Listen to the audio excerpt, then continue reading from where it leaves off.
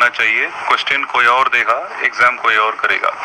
दूसरी बात यह है कि इम्पर्सनेशन, कोई कैंडिडेट स्क्राइब बन के लिखेगा, कोई कैंडिडेट किसी और के लिए एग्जाम सुपरविजन करेगा, कोई कैंडिडेट 2-3 बार 10 बार एग्जाम लिखेगा।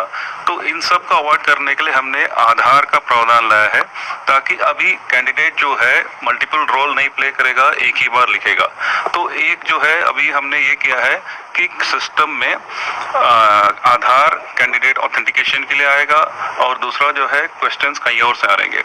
दूसरी प्रॉब्लम मल्टी शिफ्ट एग्जाम में ये है कि अगर हम, क्योंकि लाखों लोग एग्जाम के लिए लिखते हैं, एग्जाम कई शिफ्ट में करेंगे, और अगर एक शिफ्ट आसान है, दूसरा शिफ्ट थोड़ा मुश्किल है, तो कैंडिडेट को नुकसान होना नहीं चाहिए। तो इसलिए हमने पूरा नॉर्मलाइजेशन का तरीका बदला है। अब ये तरीका बदलने के कारण कोई भी कैंडिडेट अपने शिफ्ट में पेपर कैसा है, उसके हिसाब से वो कहाँ खड़ा है, उसको फायदा मिलेगा। तो अगले शिफ्ट और इसका तुलना नहीं होगा। इसका दूसरा फायदा ये भी है, क्योंकि सबसे पहले ऐसा होता था कि मल्टीपल शिफ्ट एग्जाम में पहले शिफ्ट का पेपर आते ही लोग सब उसके बारे में मीडिया में, सोशल मीडिया में बहस होता है, सबको पता लग जाता था कि ये पूछ रहे हैं, ये पूछ नहीं है, ये नहीं पूछ रहे हैं। तो उसके कारण बाद वाले कैंडिडेट्स को एडवांटेज होता है। तो अभी उसको चेंज करने के लिए हम सिलेबस के अंदर ही अलग अलग क्वेश्चंस अलग अलग शिफ्ट में ला रहे हैं, ताकि क्वेश्चंस पैटर्न रिपीट नहीं होगा, कैंडिडेट को कोई दिक्कत नहीं होगा।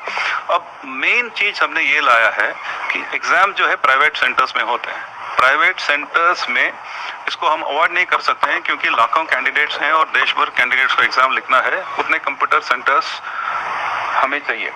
अब इसमें कैंडिडेट्स और सेंटर्स और कुछ लोगों के माल प्रैक्टिसेस के कारण ऐसा हो जाता है कि एग्जाम के बीच में किसी का इंटरनेट चलेगा, एग्जाम के बीच में कोई आके मदद कर सकता है।